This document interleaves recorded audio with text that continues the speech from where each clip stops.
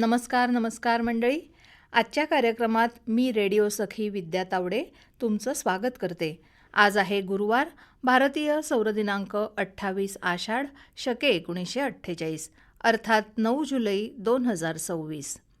मंडळी, खरीप शेती ही पूर्णपणे पावसावर अवलंबून असते. आपल्याकडची भात शेती करताना शेतीचं नियोजन हे पावसाच्या प्रमाणावर आणि पाऊस पडण्यावर करावं लागतं. असंच आपलं शेतकरी जोडपं ते म्हणजे सदू आणि लक्ष्मी हे हवामानाचा अंदाज घेतातच, पण शिवाय शेतीमध्ये अण्णांचा सल्ला वेळोवेळी घेत असतात. चला तर ऐकूया कौटुंबिक संवाद गप्पा गोष्टी. याचं लेखन केलंय दीपक शिंगण यांनी आणि या संवादात सहभागी झाले आहेत विद्या तावडे, रुचा गद्रे आणि रोहित देव. नमस्कार मायनू. अहो नमस्कार म्हटलं. घरीच आहेत ना की कुठं गेल्यात म्हणायच्या आमच्या माई? नाही ग, नाही, कुठेही नाही गेले मी. ये बस बस लक्ष्मी. काय ग लक्ष्मी, सगळं ठीक आहे ना? हो ग लक्ष्मी. आणि काय झालंय आज? म्हणजे तू अशी एवढी घाबरी घुबरी का दिसतेस बरं? काय नाही व मायनू. अव यंदा आमच्या बागांमध्ये आंबा काजूचं पीक चांगलं आलं होतं, पण शहरात टायमावर पोचवायचं कसं असा प्रश्न निर्माण झाल्यामुळं पीक येऊन सुद्धा नुकसानच सहन करावं लागलं. आणि त्यामुळं मग आमचे म्हणजे तुमचे सदू बारा म्हणत होते. काय म्हणतोय बरं सदू? तर म्हणतायत की आंबा काजू विकून खर्च पण निघत नसल तर मुंबई पुण्याला एखादी नोकरी शोधायला गेलेलं बरं. असं लक्ष्मी म्हणतोय? थांब हा लक्ष्मी, म्हणजे गडबड करू नका. सदूला सांग की आता या कारणासाठी मुंबईला जायची अजिबात गरज नाहीये. हा, उलट आता मुंबईच काय, अख्खं जग आपल्या रत्नागिरी जिल्ह्याशी जोडलं जाणार आहे. अण्णानू, हा, अव काय तुम्ही मस्करी तर करत नव्ह ना? नाही, खरं सांगतोय. आधी मला सांगा की शक्य कसं होणार आहे म्हणायचं? लक्ष्मी, मी मस्करी करत नाहीये. आता एक सुखद बातमी आपल्यासाठी आलीये. आता सुखद बातमी? हा, आता ती कुठली बरं? हो अण्णा, मलाही ऐकायला आवडेल ना त्याबद्दल. काय म्हणायचंय तुम्हाला? हा, सांगतो. सांगा. हा, भारतीय तटरक्षक दल आणि महाराष्ट्र विमानतळ विकास कंपनी यांच्यामध्ये 4च दिवसांपूर्वी म्हणजे 5 जुलैला एक ऐतिहासिक सामंजस्य करार झालाय. हा, त्याच्यानुसार येत्या 3 महिन्यात आपल्या रत्नागिरी विमानतळावरून विमानसेवा सुरू होणार आहे. आहात कुठे तुम्ही? अगे बाय, करार झाला? हा. खरंच की काय हो अण्णानू? हो. अरे वा. अहो, ही तर खरंच चांगली बातमी आहे. हो. पण अण्णा, हा, याचा आपल्या लक्ष्मीला आणि आपल्या गावातल्या लोकांना काय फायदा ते सांगा. असतं आधी मला कळलेलं नाही. विमानाचा मास्क काय उपयोग?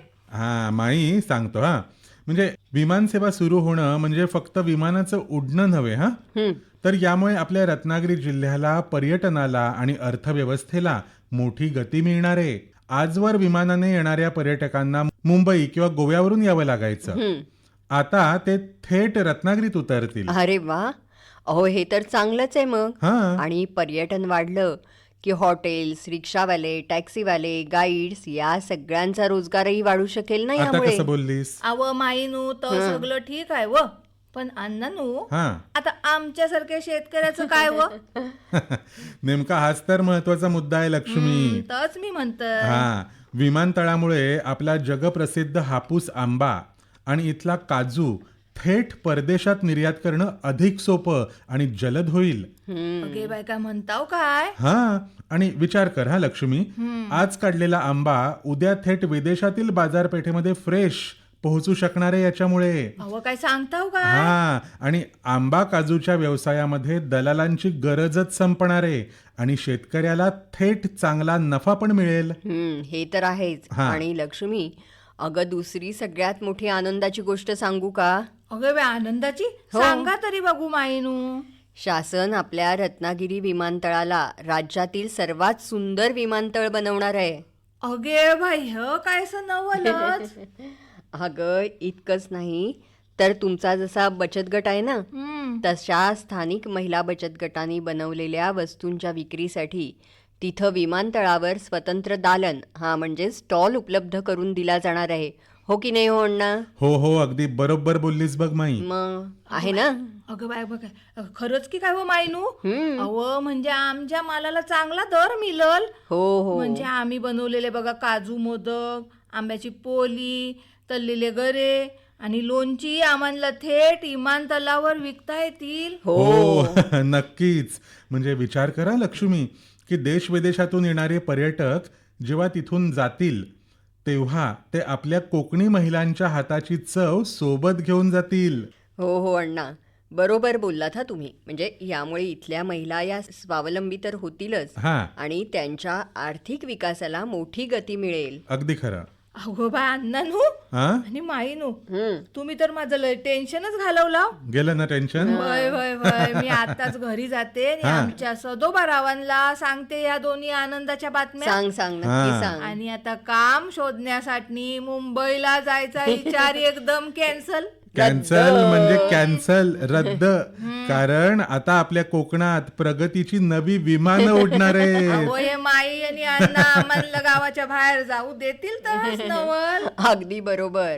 म्हणजे पुढच्या 3-4 महिन्यात रत्नागिरी इथून विमानसेवा सुरू होणं हा आपल्या रत्नागिरीच्या विकासाला आणि पर्यटनाला मोठी गती देणारा अत्यंत महत्वाचा क्षण म्हणावा लागेल. हो नक्कीच. तर मग चला आपण सगळे मिळून या नव्या सुवर्ण संधीचं स्वागत करूया. म्हणजे काय गरमागरम चाय पियायची की काय ती अण्णानू? तर देणारच आहे मी तुला. अण्णानू हा. आता मला एक आठवलं म्हणून विचारते हा. हा विचार ना. तुम्हाला ठाव खाय काय व काय? तर आपल्या गावाबाहेरच्या त्या धबधब्यावर म्हण मुंबई पुण्यातली पोरं गाड्या घेऊन आली होती फिराया.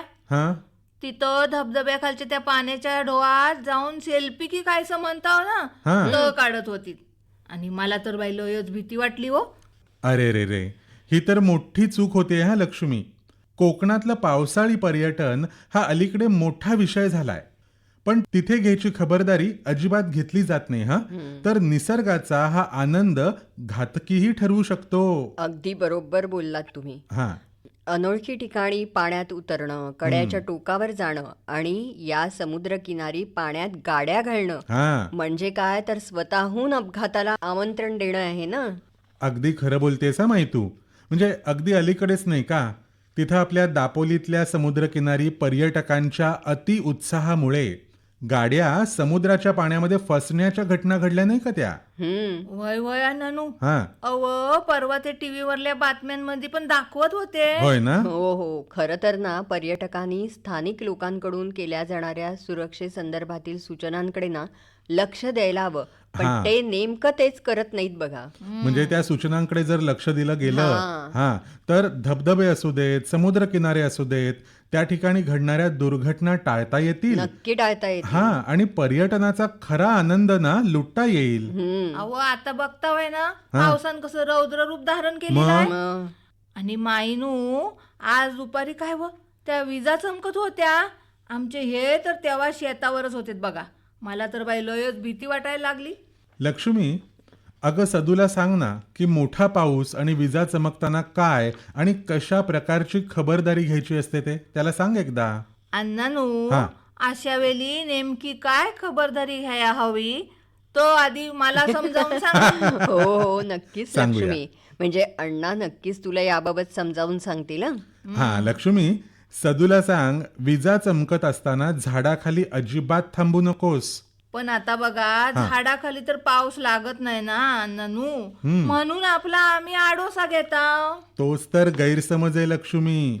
जेव्हा विजा चमकण्यासारखी स्थिती असते तेव्हा उंच झाडांवर वीज पडण्याचा धोका सर्वात जास्त असतो. अशा वेळेला ना विजेचे खांब, पाण्याचे साठे किंवा उघडं मैदान यांच्यापासून दूर राहावं. आता मोबाईलच्या जमान्यामध्ये आणखी एक काळजी घ्यायला हवी हा लक्ष्मी. घरात असाल तर मोबाईल चार्जिंगला लावू नयेत आणि इलेक्ट्रॉनिक्स वस्तू बंद ठेवायच्या अशा वेळेला. अहो काय सांगताव काय. हो अगं खरं आहे. म्हणजे विजा जेव्हा जोरात चमकतात ना तेव्हा जवळ असलेल्या पक्क्या घरात किंवा आडोशाला थांबायला हवं. अशा वेळी निसर्गाशी खेळ नको. अहो आणि आमची जल्ली जनावरं गुराढोरा ती पण आमच्या शेतावरच असतात. आता त्यांचं काय करायचं तर तरी सांगा. अगं ती सुद्धा गोठ्यात नेऊन बांधायची. झाडाखाली अशा वेळी जनावरं बांधायची नाहीत. काय सांगतावाय काय. अगं अशा बऱ्याच गोष्टी आहेत की ज्या आपण जर नीटपणे पाळल्या ना तर होणारे अपघात आपण थोड्याफार प्रमाणात टाळू शकतो. लक्षात येतंय का लक्ष्मी? होय होय. काय आणि काय आता करायचं बघतावाय ते? ना हा. की आता त्या हायवे वरती बघा लय मोठे अपघात होतात आहे, हो. दुर्घटना घडतात आहेत, त्या दरडी खाली येतात आहेत. आता काय बाहेर जायची पण भ्या वाटायला लागली आहे. म्हणूनच अशा वेळेला प्रशासन सांगत असतं की आवश्यकता असेल तरच बाहेर पडा. मुसळधार पाऊस असेल तर उगीच तुम्ही बाहेर पडाल आणि कुठेतरी अडकून बरोबर बसाल. आहे. आणि तुम्ही ह्या सगळं सांगतावाय आणि लोक पर्यटना करतात आहेत. आता ह्याचा काय करायचा? म्हणजे पर्यटन करायला हरकत नाही हा, पण खबरदारी घेऊन करावी. अवय हाय असा पावसानं रौद्ररूप धारण केलेलं असताना लोक पर्यटन करायला लागली तर जीवा धोका होईल नाही तर काय. खरंय. बरं लक्ष्मी, तुझ्या एक गोष्ट लक्षात येते का की आता ती खायची. सांगतो ना, ऐक आधी की आता जो काही मुसळधार पाऊस पडलाय आणि आता थोडीशी पावसाने उसंत घेतली असं दिसतंय सध्या तरी. हा, होय, होय. तर मग आत्ताच्या या हंगामामध्ये म्हणूया किंवा या आत्ताच्या या मोसमामध्ये आपण आता नवनवीन झाडं लावू शकतो. याबद्दल तुला काही माहिती आहे का?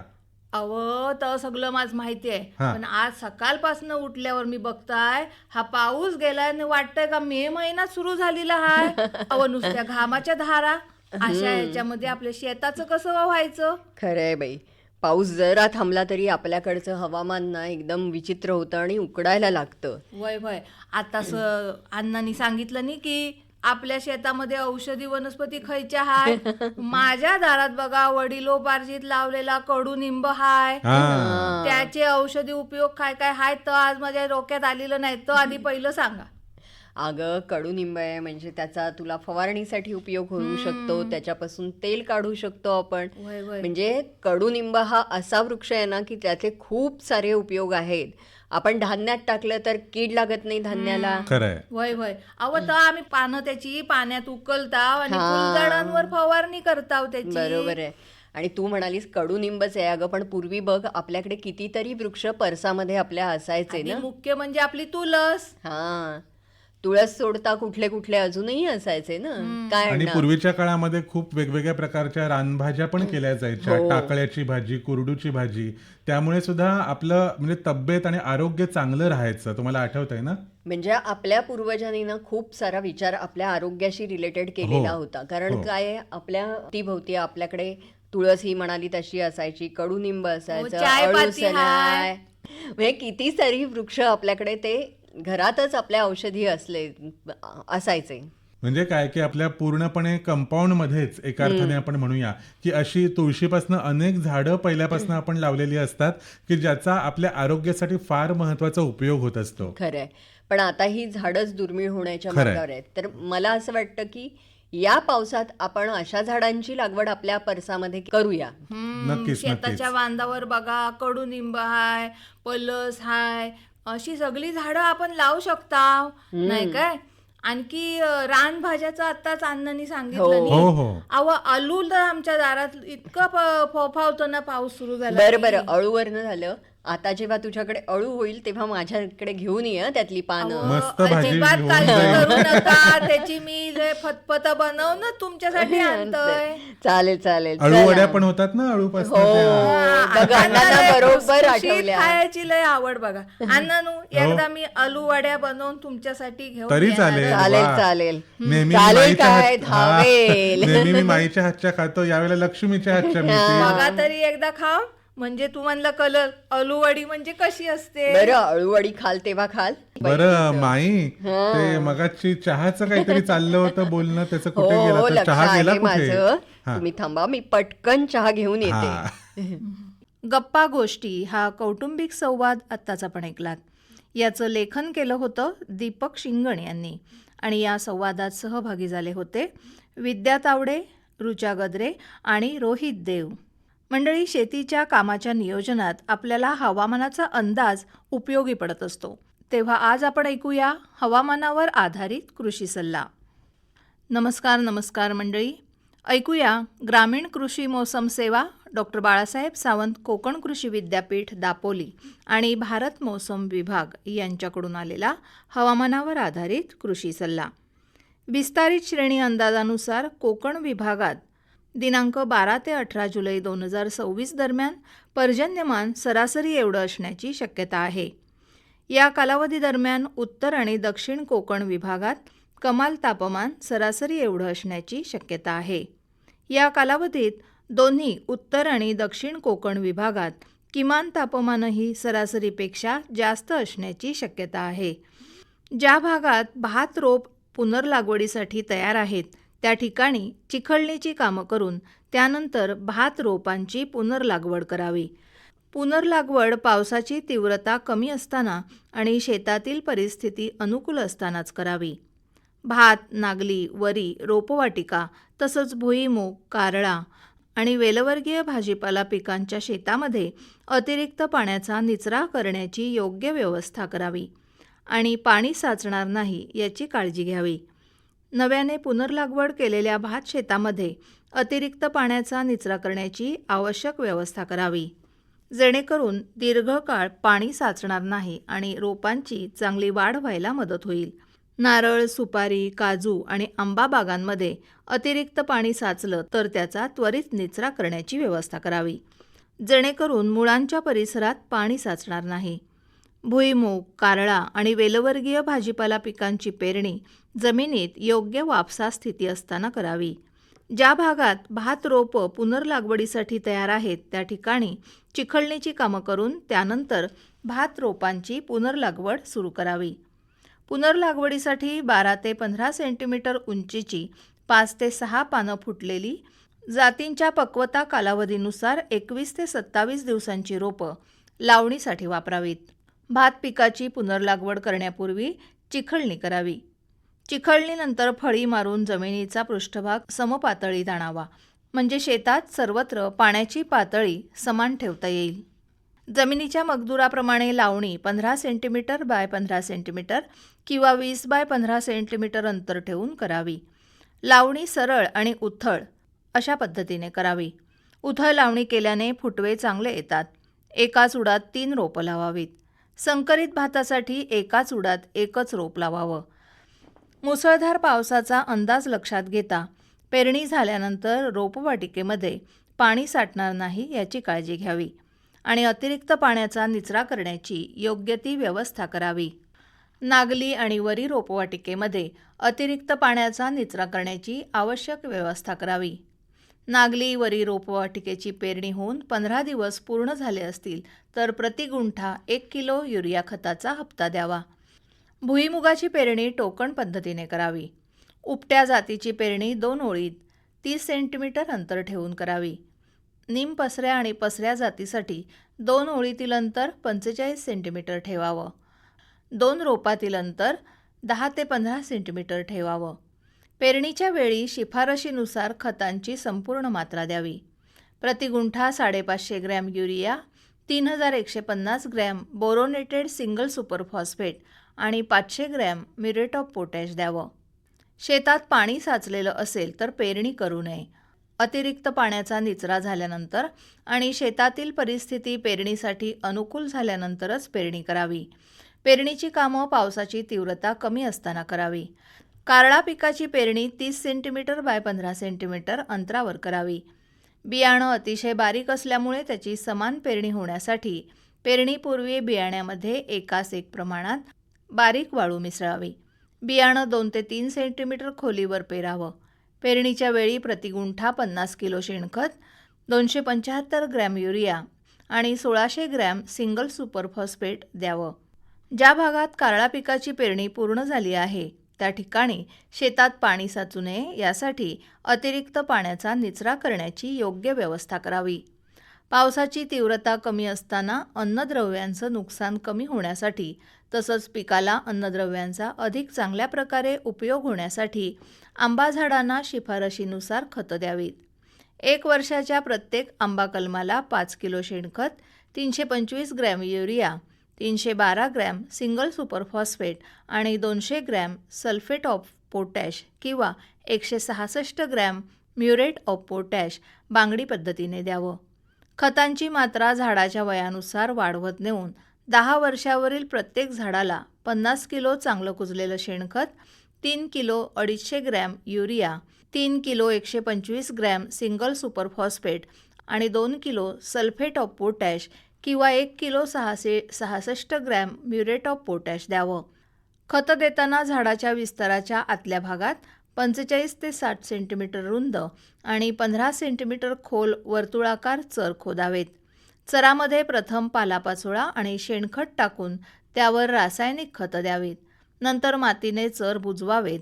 पालाश खताची मात्रा सल्फेट ऑफ पोटॅशच्या माध्यमातून दिली तर फळांमध्ये साका येण्याचं प्रमाण कमी व्हायला मदत होते. आंबा लागवडीसाठी 9 ते 12 महिने वयाची सुमारे 3 ते 3.5 फूट उंचीची निरोगी आणि कीडरोगमुक्त कलमं निवडावीत. दर्जेदार कलमं उपलब्ध होण्यासाठी विद्यापीठाच्या रोपवाटिकांमधून किंवा राष्ट्रीय बागवानी मंडळाकडून 2 किंवा त्यापेक्षा अधिक दर्जांकन प्राप्त रोपवाटिकांमधून कलमं खरेदी करावीत. लागवड करताना मातीचा गोळा न फुटू देता पॉलिथिन पिशवी सावधपणे काढून कलम खड्ड्याच्या मध्यभागी लावावं. कलमाचा जोड जमिनीच्या पातळीपेक्षा थोडा वर राहील याची काळजी घ्यावी. कलमाच्या जोडावर बांधलेली प्लॅस्टिक पट्टी असेल तर ती काढून टाकावी आणि लागवडीनंतर कलमाला काठीचा आधार द्यावा. काजू लागवडीसाठी 6 ते 8 महिने वयाची सुमारे 2 ते 2.5 फूट उंचीची निरोगी आणि कीडरोगमुक्त मृदकाष्ठ कलमं निवडावीत. दर्जेदार कलमं उपलब्ध होण्यासाठी विद्यापीठाच्या रोपवाटिकांमधून किंवा राष्ट्रीय बागवानी मंडळाकडून 2 किंवा त्यापेक्षा अधिक दर्जांकन प्राप्त रोपवाटिकांमधून कलमं खरेदी करावीत. लागवड करताना मातीचा गोळा न तुटू देता पॉलिथिन पिशवी चाकू किंवा ब्लेडच्या सहाय्याने अलगद काढून टाकावी. मातीचा गोळा फुटला तर कलम दगावण्याची शक्यता असते. लागवडीनंतर कलमाला काठीचा आधार द्यावा. कलमाच्या जोडाखाली येणारी फूट वेळोवेळी काढून टाकावी. तसंच कलमाच्या जोडावरील प्लॅस्टिक पट्टी असेल तर तीही काढून टाकावी. सुपारी लागवडीसाठी 12 महिन्यापर्यंत वयाची 8 ते 10 चांगल्या विकसित झावळ्या असलेली निरोगी आणि कीडरोगमुक्त रोपं निवडावीत. दर्जेदार रोपं उपलब्ध होण्यासाठी विद्यापीठाच्या रोपवाटिकांमधून किंवा राष्ट्रीय बागवानी मंडळाकडून 2 किंवा त्यापेक्षा अधिक दर्जांकन प्राप्त रोपवाटिकांमधून कलमं खरेदी करावीत. पावसाची तीव्रता कमी असताना अन्नद्रव्यांचं नुकसान कमी होण्यासाठी तसंच पिकाला अन्नद्रव्यांचा अधिक चांगल्या प्रकारे उपयोग होण्यासाठी नारळाच्या झाडांना शिफारशीनुसार खतं द्यावीत. नारळाच्या झाडांना 5व्या वर्षापासून प्रत्येक झाडाला 50 किलो चांगलं कुजलेलं शेणखत, 2.17 kilo urea, 3.13 kilo single super phosphate आणि 3.33 किलो म्युरेट ऑफ पोटॅश झाडाभोवती वर्तुळाकार आळ्यामध्ये द्यावं. 1, 2, 3 आणि 4 वर्ष वयाच्या लागवडीसाठी आता सांगितलेल्या खतमात्रेच्या 1 पंचमांश, 2 पंचमांश, 3 पंचमांश आणि 4 पंचमांश प्रमाणे खत द्यावं. खतांची मात्रा पावसाचा जोर कमी असताना द्यावी. नारळ लागवडीसाठी 12 महिन्यांपर्यंत वयाची 8 ते 10 चांगल्या विकसित झावळ्या असलेली निरोगी आणि कीडरोगमुक्त रोपं निवडावीत. दर्जेदार रोपं उपलब्ध होण्यासाठी विद्यापीठाच्या रोपवाटिकांमधून किंवा राष्ट्रीय बागवानी मंडळाकडून 2 किंवा त्यापेक्षा अधिक दर्जांकन प्राप्त रोपवाटिकांमधून कलमं खरेदी करावीत. काकडी, चिबूड, पडवळ, दोडका, कारलं, लाल भोपळा, दुधी भोपळा आणि घोसाळी या पिकांच्या पेरणीचं काम सुरू करावं. बियाणं पेरणी करताना प्रत्येक कळ्यात 2 किलो शेणखत, 50 ते 60 ग्रॅम मिश्र खत मातीत मिसळून द्यावं. रोपावस्थेतील मर किंवा खोडकूज या बुरशीजन्य रोगाच्या नियंत्रणासाठी ट्रायकोडर्मा हे जैविक बुरशीनाशक 2 ग्रॅम प्रति अळ्यामध्ये शेणखतामध्ये मिसळून टाकावं. ज्या भागात वेलवर्गीय भाजीपाला पिकांची पेरणी पूर्ण झाली आहे त्या ठिकाणी शेतात पाणी साचू नये यासाठी अतिरिक्त पाण्याचा निचरा योग्य पद्धतीने करावा. मुसळधार पावसाची शक्यता असल्यामुळे पशुप्राण्यांना झाडाखाली बांधू नये. त्यांना सुरक्षित पद्धतीने गोठा किंवा शेडमध्ये ठेवावं. तसंच कुक्कुटपालन शेडच्या खिडक्या व्यवस्थित झाकून ठेवाव्यात जेणेकरून पक्ष्यांचं पाऊस आणि वाऱ्यापासून संरक्षण होईल. मंडळी, हा सल्ला डॉक्टर बाळासाहेब सावंत कोकण कृषी विद्यापीठ दापोली येथील ग्रामीण कृषी मौसम सेवा योजनेतील तज्ज्ञ समितीच्या शिफारशीनुसार तयार करून प्रसारित करण्यात आला आहे. अधिक माहितीसाठी नजीकच्या कृषी विद्यापीठाचं केंद्र, कृषी विज्ञान केंद्र किंवा महाराष्ट्र शासनाचे कृषी अधिकारी यांच्याशी संपर्क साधावा. हा होता हवामानावर आधारित कृषी सल्ला. बरं तर मंडळी, याबरोबरच आजचा आपला आमचं घर आमचं शेत हा कार्यक्रम संपला. नमस्कार.